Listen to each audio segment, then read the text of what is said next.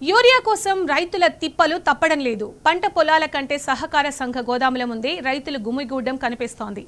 రాజన్న సిరిసిల్ల జిల్లా వీర్నపల్లి మండలంలో యూరియా కొరత తీవ్రంగా మారింది.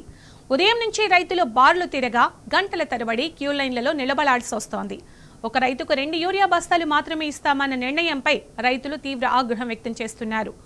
పంట ఎదుగుదల దశలో ఉండగా ఇంత తక్కువ యూరియాతో పంటను ఎలా కాపాడాలంటూ ప్రశ్నిస్తున్నారు.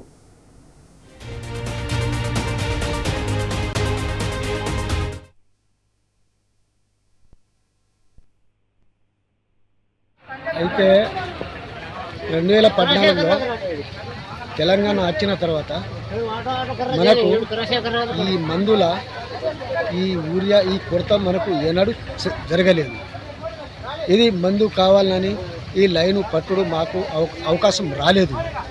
ఈ లైను ఇప్పుడు ఈ కాంగ్రెసు అచ్చం నుంచి ఒక మందుల కొరత కాదు, ప్రతి దినుసుకైనా ప్రతి ఏదైనా ఇది రేట్లు పెంచి పారేసినారు.